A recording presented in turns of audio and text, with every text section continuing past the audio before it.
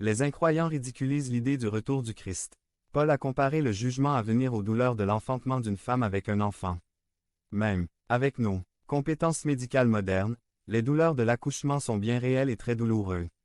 Ésaïe l'a expliqué de cette façon dans Ésaïe 13. 6 à 13. Gémissez, car le jour de l'Éternel est proche. Il viendra, comme une destruction, de la part du Tout-Puissant. Là, toute main tombera boiteuse et le cœur de tout homme fondra. Terrifiés, les douleurs et l'angoisse les saisiront. Ils se tordront comme une femme au travail. Ils se regarderont avec étonnement, le visage en feu. Percevez que le jour du Seigneur vient, cruel, avec fureur et colère brûlante, pour faire la terre sera une désolation, et il en exterminera ses pécheurs.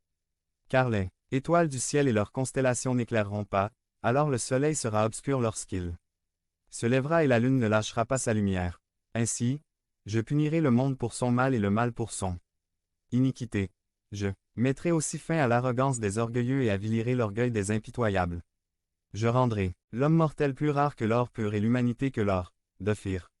C'est pourquoi je ferai trembler les cieux, et la terre sera ébranlée de sa place dans la fureur de l'Éternel des armées, au jour de sa colère ardente. Si cela n'attire pas votre attention, alors je ne sais pas ce qui attirera votre attention.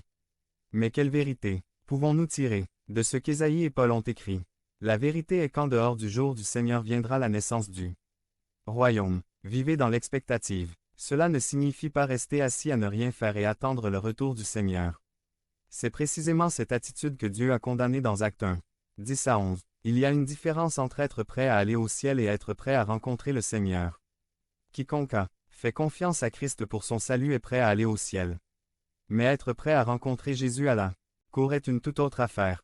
Les Écritures nous disent que tous les croyants ne seront pas heureux de voir Jésus face à face. 1 Jean 2, 28 dit. Maintenant, petits enfants, demeurez en lui, afin que, lorsqu'il apparaîtra, nous ayons confiance et que nous ne reculions pas devant lui dans la honte à son avènement.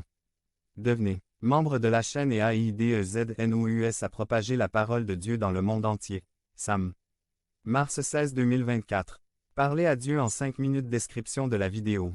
Les croyants qui vivent dans l'espoir du retour du Seigneur bénéficieront certainement d'une vie meilleure que les chrétiens qui cèdent au Seigneur. Le troisième contraste est sobriété et ivresse versets 6 à 8.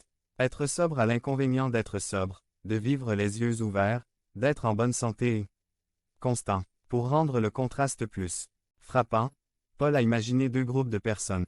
Un groupe était ivre et endormi, tandis que l'autre était éveillé et alerte. Le danger arrivait mais les dormeurs ivres l'ignoraient. La foule alerte était prête et intrépide. Puisque nous sommes les enfants